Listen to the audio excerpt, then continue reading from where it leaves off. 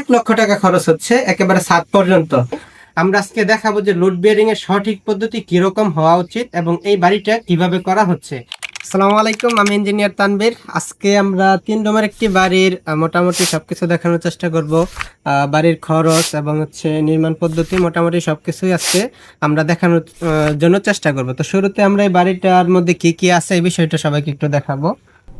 বাড়িটা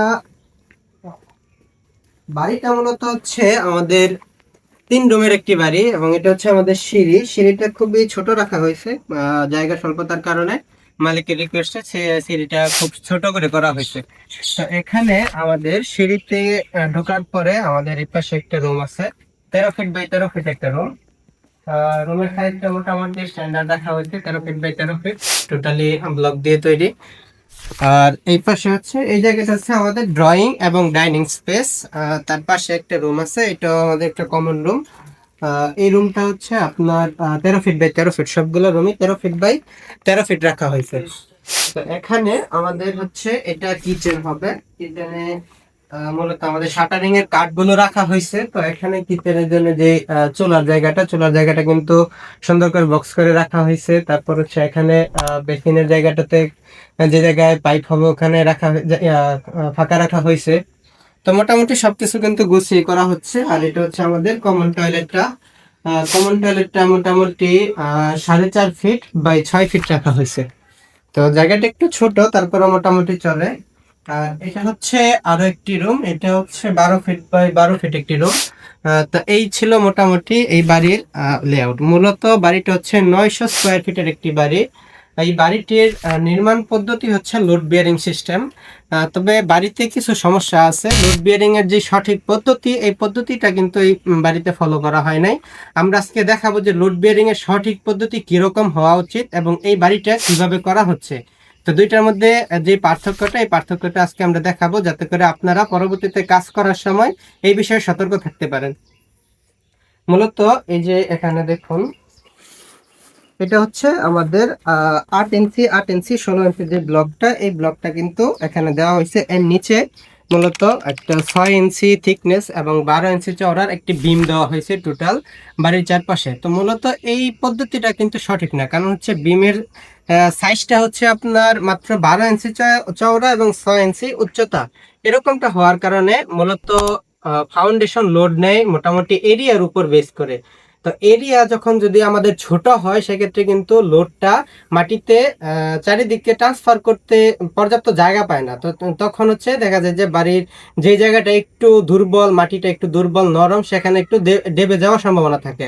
আর যদি ফাউন্ডেশনটা চওড়া হতো, লোড বেয়ারিং সিস্টেমে কিন্তু লোড ক্যালকুলেশন করে মোটামুটি একটা চওড়া 2 ফিট 2.5 ফিট 3 ফিটের মতো ফাউন্ডেশন করা হয় রডের জালি দিয়ে, তারপর ঢালাই করা হয়। তো এরকম যখন চওড়া করা হয়, তখন কিন্তু এটা টোটাল মাটির উপর দেখা গেছে ভালো করে লোডটা পৌঁছাইতে পারে। তখন আমাদের লোডটা সুন্দরভাবে ডিস্ট্রিবিউশন হয় এবং বাড়ির স্থায়িত্বতা কিন্তু অনেক গুণ বেড়ে যায়।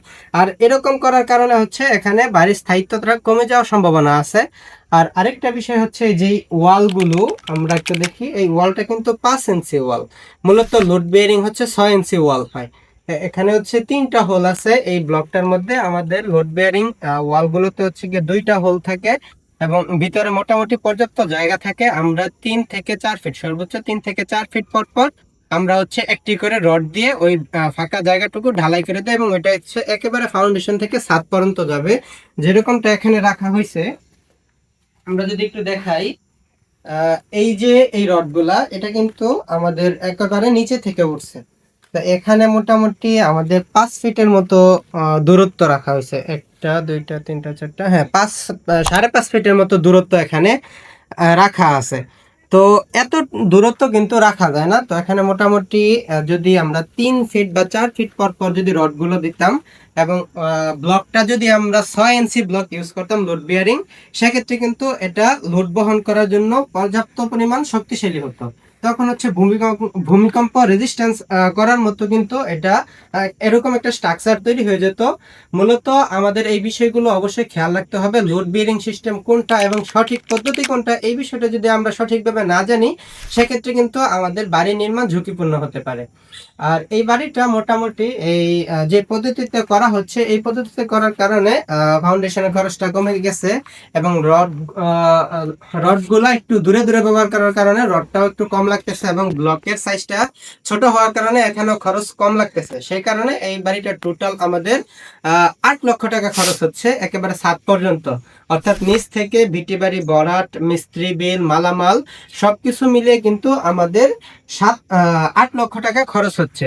তো 8 লক্ষ টাকায় এই বাড়িটা মোটামুটি কমপ্লিট হয়ে যাচ্ছে এবং এটা আমাদের 1 মাস সময় লাগবে টোটাল ছাদটা ঢালাই দিতে। তারপর হচ্ছে বাকি সময়টা অন্যান্য কাজে ব্যয় হবে, প্লাস্টারে ব্যয় হবে।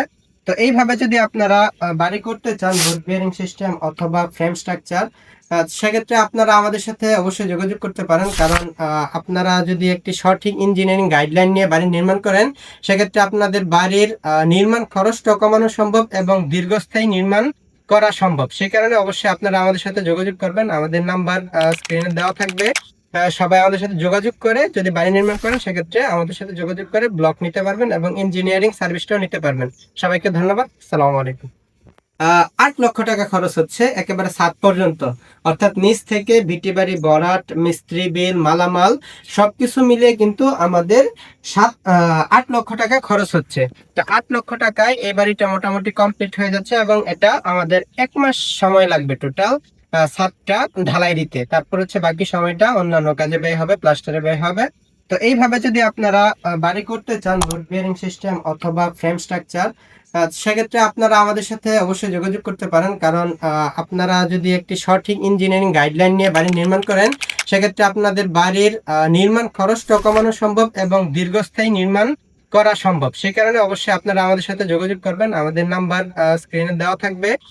সবাই আমাদের সাথে যোগাযোগ করে যদি বাড়ি নির্মাণ করেন, সেক্ষেত্রে আমাদের সাথে যোগাযোগ করে ব্লক নিতে পারবেন এবং ইঞ্জিনিয়ারিং সার্ভিসটাও নিতে পারবেন। সবাইকে ধন্যবাদ। আসসালামু আলাইকুম।